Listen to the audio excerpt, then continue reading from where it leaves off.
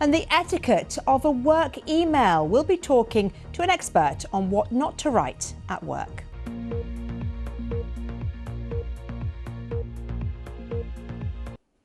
Well, how many times have you written a work email and thought it's too formal or too chatty and wondered, is there a balance you could strike? If you use kisses or emojis in your email, does that mean people don't take you seriously? Or are you someone who litters their emails with capital letters and exclamation marks? And ultimately, could the way you write your emails be holding you back at work? Well, with me now is someone who knows the answers to all of those questions. William Hanson, etiquette expert and author of the best-selling book, Just Good Manners. William, it's such a pleasure to have you on the show. Thank you for having me. I feel like I should be on my best behaviour, sitting up ramrod straight like this. You're doing a lovely job, yes. And yes, I'm doing a lovely job. So tell me a little bit about emails. What makes a good email and what makes a bad email in terms of work etiquette? I think it needs to be succinct, and I think particularly Brits, with our sort of humour reflex, perhaps sometimes overcompensate and think, oh, I can't possibly write that because it's going to come across as too severe or too cold, so I've got to sort of joke it up a bit. And jokes are great, but obviously are harder to interpret in the written form, and you've got to know what you're doing with it. And again, it is still it's a workplace. You aren't, no one's employing you, unless you're a comedian, no one's employing you to make all your colleagues laugh necessarily all the time. You do have a professional agenda, and so we shouldn't apologise for being too professional. So what are the big faux pas? What are the big no-nos on an email within a work environment? Or does it depend on who it is to? It does depend on who it's to, whether it's internal or external, and also depends on your industry as well. I think the sort of professional services probably are still more or less more formal, but certainly in creative industries we see a lot of kisses. It's the Wild West in journalism, I can tell you that for free. Yes, and I would say a good rule of thumb with anyone, social or professional, when you're emailing is if you put a kiss on the end of a message, it implies that you would give them a kiss in real life. We know there can be all sorts of HR issues. What about a nice platonic kiss on the cheek? The hello yes, kiss? Yes, I'm not saying you'd take them in for a full-on snog or anything like that. It's not a snog, no. No, it is just a cheek-to-cheek kiss. So put a kiss on the end of a message if you know them well enough to do that in real life.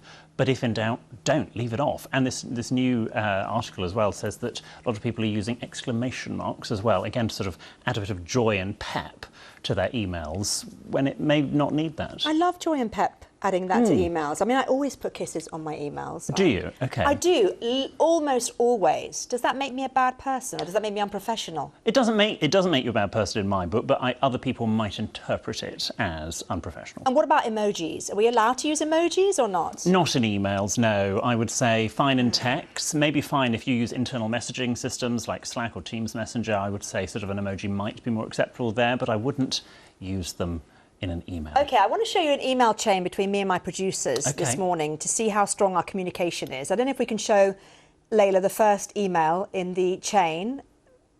Are we able to? OK, let's show the first email. This is this morning. So I wrote this. Hello, everyone. Hope all is well. I'm in at 11:35. Then going to have a quick coffee. I'm not going to say with who. Oh. Hope this is OK. See you soon, X.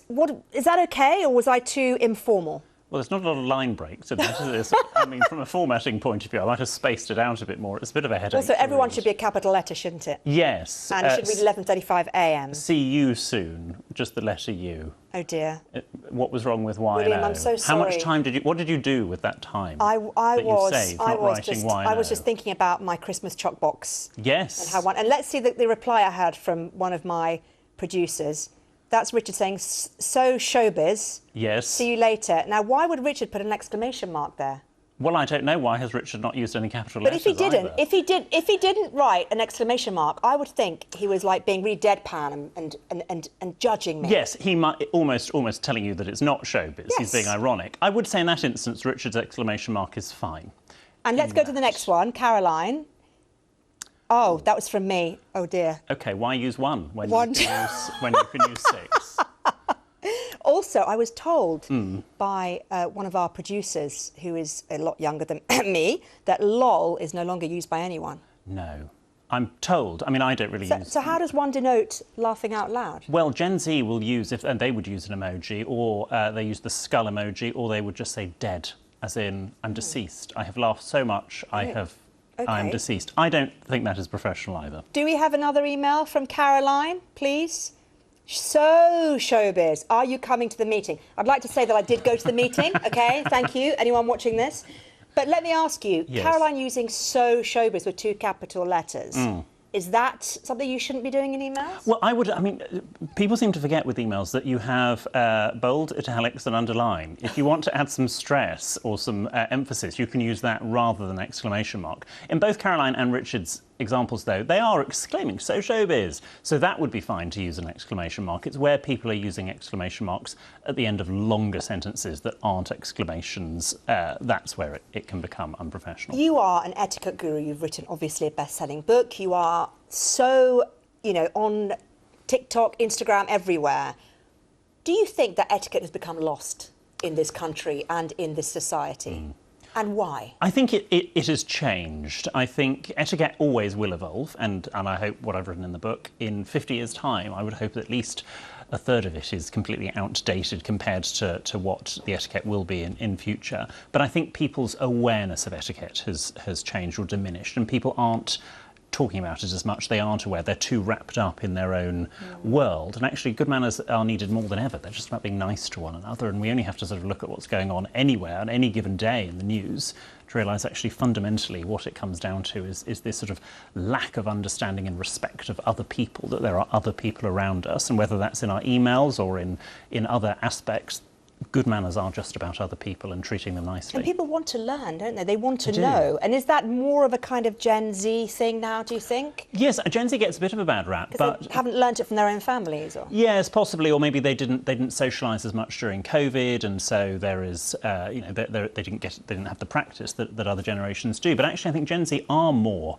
aware of other people and how their actions affect others. Maybe to a certain extent a bit over-sensitive, but I'd much rather someone was over-sensitive than they weren't sensitive at all. Forget the emails for a second. I've always wanted to ask you this, William. What is the one kind of rude thing or kind of annoying thing that really gets to you? What's the one thing you'd just want to banish? If you had a magic wand and said, no one will ever do this again. Is it talking too much on a TV studio set? Or? No, not at all, no.